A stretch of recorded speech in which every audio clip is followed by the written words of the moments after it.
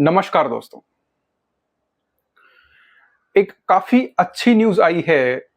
Central government का जो board है, central board of indirect taxes and customs, उन्होंने काफी इंपॉर्टेंट इंस्ट्रक्शंस इशू करी हैं अपनी फील्ड फॉर्मेशन को।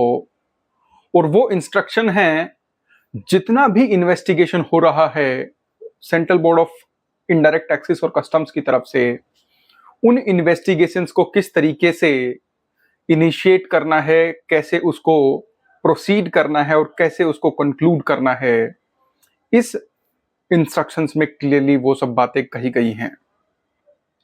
वीडियो काफी डिटेल होने वाला है और मैं आपसे रिक्वेस्ट करूंगा कि बिल्कुल आराम से इस वीडियो को आप देखें और वीडियो एंड तक जरूर देखें ताकि आपको एक ग्रिप आए कि इन इंस्ट्रक्शंस में क्या कहा गया है। हम काफी समय से स्टेट गवर्नमेंट के जो नोटिफिकेशंस हैं, जो इंस्ट्रक्शंस हैं, जो उनका जो एटीट्यूड है टुवर्ड्स इंप्रूवमेंट ऑफ जीएसटी, उसको डिस्कस कर रहे हैं और स्टेट गवर्नमेंट ने काफी अच्छा काम किया है पिछले कुछ समय में।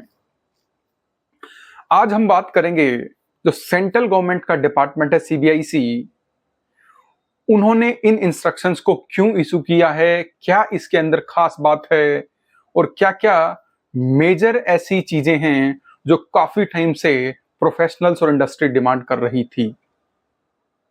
इंडस्ट्री काफी समय से ऐसी कुछ इंस्ट्रक्शंस की डिमांड कर रही थी, क्योंकि उनको जो भी प्रोफेशनल्स हैं, जो भी टॉप कंपनीज के सीईओज हैं, सीएफओज हैं, इनडायरेक्ट टैक्सेस के हेड हैं, उनको लग रहा था कि ये जो प्रोसेस है इन्वेस्टिगेशन का, इसमें काफी ज्यादा इंप्रूवमेंट की आवश्यकता है।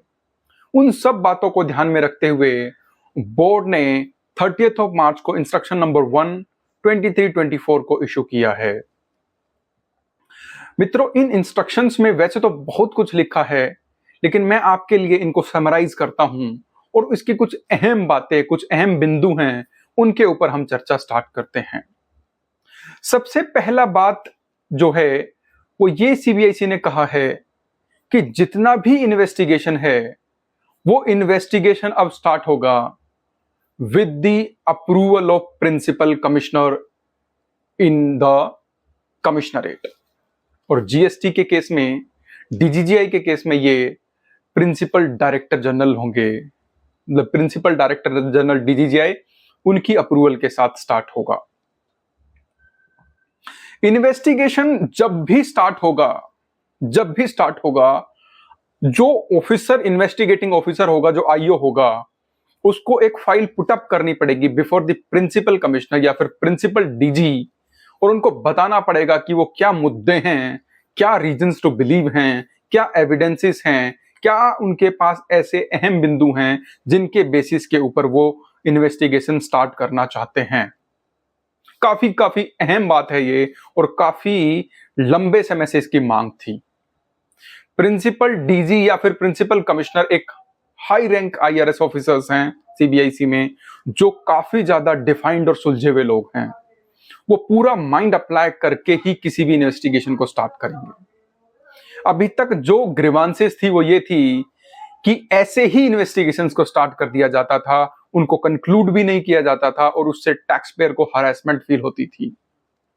और 4 स्पेसिफिक केसेस में, ध्यान रखना, 4 स्पेसिफिक केसेस में अब कोई भी आईओ अपने मन से इन्वेस्टिगेट कर ही नहीं सकता है, उसको प्रिंसिपल चीफ कमिश्नर या फिर मैं कहूं प्रिंसिपल डीजी की अप्रूवल चाहिएगी राइटिंग में।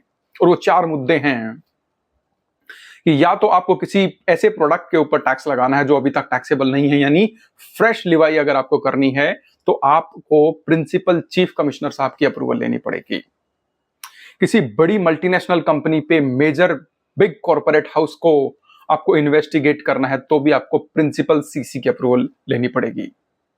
अगर आपको कोई ऐसा इशू है जिसकी नेशनल इंपॉर्टेंस है, उसको टैक्स करना है, उसको इन्वेस्टिगेट करना है, तो आपको प्रिंसिपल सीसी साहब की अप्रूवल लेनी पड़ेगी। या फिर ऐसा कोई मुद्दा जो जीएसटी काउंसिल डिस्कस कर रही है, उस पे भी अगर आपको इन्वेस्टिगेट करना है तो आपको प्रिंसिपल सीसी साहब से राइटिंग में अप्रूवल लेनी पड़ेगी। प्रिंसिपल चीफ कमिश्नर एक जोन का हाईएस्ट सीनियर मोस्ट ऑफिसर होता है और डीजीजीआई के केस में जो प्रिंसिपल डीजी साहब हैं वो senior, one of the senior most senior officer होते हैं, जो काफी एक्सपीरियंस्ड और काफी माइंड अप्लाई करने के बाद ही अप्रूवल्स देते हैं। तो फ्रेंड्स, ये एक, मैं कहूंगा कि ये एक ब्रेकिंग होगा, आइस ब्रेकिंग ये इंस्ट्रक्शंस हैं बोर्ड की, और हमें सबको इसको वेलकम करना चाहिए और हमें अप्रिशिएट करना चाहिए सीबीआई अपेक्स बॉडी को, जिन्होंने इन इंस्ट्रक्शंस को टाइमली इशू किया।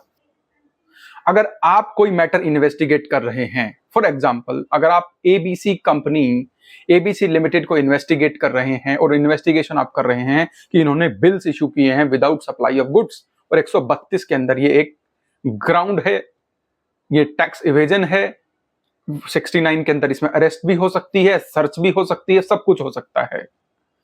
लेकिन आप 132 का वो जो कंप्लायंस देखते देखते आप एबीसी को इन्वेस्टिगेट करते करते पहुंच जाते हो एबीसी के कस्टमर्स पे, जिन्होंने एबीसी ने जिनको माल दिया है। अब आपका मन करता है कि इनके कस्टमर्स का भी मैं समन्स इशू करना शुरू करता हूं। तो मित्रों, अब लगभग ऐसा होना नामुमकिन है। अगर आपको लगता है कि एबीसी लिमिटेड को आप इन्वेस्टिगेट कर रहे हैं और उसके रेसिपिएंट्स यानी जो अवेलर्स हैं, बड़ी इंपॉर्टेंट बात है, जो उसके अवेलर्स हैं, अगर आपको लगता है कि उन्होंने अवेल किया है आईटीसी, फेक आईटीसी अवेल किया है, तो आपको अपने प्रिंसिपल कमिश्नर साहब को बताना पड़ेगा, प्रिंसिपल डीजी को बताना पड़ेगा, और प्रिंसिपल डीजी उसके ऊपर 2 स्टेप लेंगे। या तो वो कंसर्न्ड सीजीएसटी फॉर्मेशन जो है उसको मैटर डायरेक्ट करेंगे, रेफर करेंगे, या फिर वो डीजीजीआई ऐसी कोई फ्लैग इशू करेगा, ऐसा कोई इंस्ट्रक्शंस इशू करेगा जिससे उन मैटर्स को हाईलाइट किया जा सके। काफी इंपॉर्टेंट बात, आप किसी मैटर को इन्वेस्टिगेट कर रहे हैं, उसके दूसरे जीएसटी नंबर्स हैं, हो सकता है मल्टीपल स्टेट जीएसटी नंबर्स, तब भी आप आनन फानन के अंदर उन सबको इन्वेस्टिगेट करना स्टार्ट नहीं कर सकते। आप ट्राई करिए कि आप कंसर्न्ड जो जोन है, कंसर्न जो डिवीजन है, वहां भेजिए। अगर ऐसा पॉसिबल नहीं है तो आप डीजीजीआई को भेजिए, ताकि वो पैन इंडिया जुरिडिक्शन एक्सरसाइज करते हैं, वो इन्वेस्टिगेट कर सकते हैं। तो सीबीआईसी ने कैटेगोरिकली कहा है कि अगर आपको कोई इन्वेस्टिगेशन स्टार्ट करना है तो 1 साल के अंदर उसको आप कंप्लीट भी करिए। अपने सीनियर ऑफिसर्स को बताइए कि इस केस के अंदर क्या प्रोग्रेस है। अब बारी आती है समन्स की।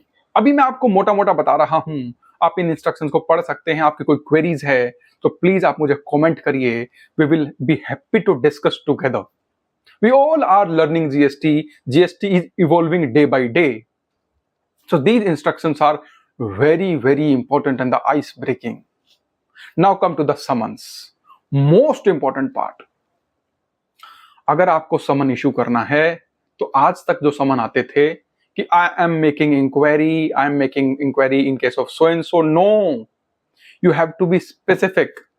If you are issuing summon to me, you have to tell me that I am investigating ABC Company Limited and you are the so and so, you are the recipient of input tax credit, or you are the transporter, or you are the professional of this company. I am investigating so and so case, therefore I am summoning you. You are required to submit these documents, or you are required to make the statement. The summon has to be very very specific. It cannot be a roving inquiry, it cannot be a fishing inquiry. Summon issue करने से पहले आप कोशिश कीजिए एक plane letter लिखने की, समन culminate हो जाएगा। लेकिन समन इशू करने के बाद आपको इशू करने से पहले इनफैक्ट अपने असिस्टेंट कमिश्नर या डिप्टी कमिश्नर की आपको अप्रूवल राइटिंग में लेनी है। एक्सेप्शनल केसेस के अंदर आप वर्बल अप्रूवल लेके बाद में उसको ब्लैक एंड व्हाइट में ले सकते हैं। और ई ऑफिस के अंदर, पर्टिकुलरली ई ऑफिस में आपको बताना पड़ेगा अपने ऑफिसर को, सीनियर ऑफिसर को, जेसी को, कि आपने इस केस में समन इशू किया था, उसकी स्टेटमेंट विद इन 4 डेज आपने रिकॉर्ड करी। स्टेटमेंट रिकॉर्ड करी तो आपने क्या स्टेटमेंट रिकॉर्ड करी, स्टेटमेंट क्या दी है जिसको आपने समन दिया था, और उसका केस का क्या स्टेटस है, that you have to update to your officer कि आपने समन इशू करने के बाद उसको कैसे डिस्पोज ऑफ किया। So these are very very important, friends. The instructions are very very important, and to the best of my understanding, in my understanding, it will definitely improve ease of doing business. there will be a less litigation, there will be less summons in times to come, because CBIC is honestly working like a very prominent body which is regulating indirect taxes. Thank you very much for watching this video. I hope you have enjoyed the discussion. Please subscribe to my YouTube channel, like my videos and share with your friends. Thank you very much. Jai Hind, Jai Bharat.